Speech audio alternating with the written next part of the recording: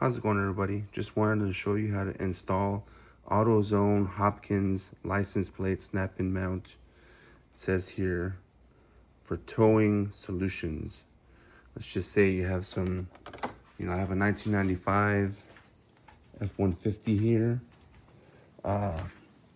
It doesn't have this reminds me of the old style, so that's why the reason I grabbed it. But as you can tell, there's only one wire coming out of this here. And so did some digging around on the instructions that Hopkins website has, kind of helpful. So basically the F-150 comes with this type of pigtail model, right? And all you have to do is basically crimp into the line or squeeze some of that, like cut some of that plastic off the positive wire right there.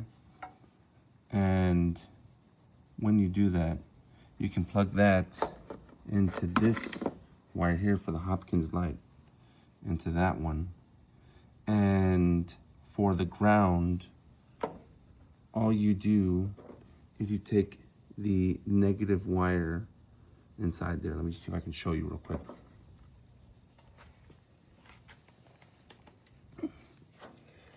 The negative wire that goes here, you cut that off and you just shove that into this part right here, which is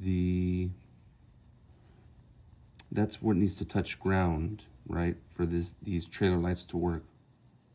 And so I just shoved it in there.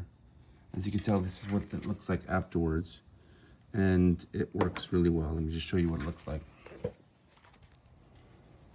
This is what it looks like. I mean, it's really good, and you can't beat the price of $6. $6 a light even beats Amazon's pricing, if you can believe that. So yeah, hope this helps you out. For those people, there's actually no videos on any Hopkins install for license plate lights. They all have replaced the bulb or used the old crap, and I didn't want to do that. So this is what it should look like when you're finished with it. And it does turn on. I just checked it right now. The one that's tucked inside with the copper outside is the negative, the ground. And the one that's on the actual wire is the positive. Now, these don't fit really great on here. They're kind of loose. As a matter of fact, I'll show you. This is a standard factory bumper from the F-152. See how it's kind of loose like that? Just really doesn't snap on like it says. So what you do is you get pliers, needle pliers. You just kind of bend two of these things out, preferably one on each side. And then just like that diagram says right there, or shows right here, you just twist it, put it in, twist it, and it stays on.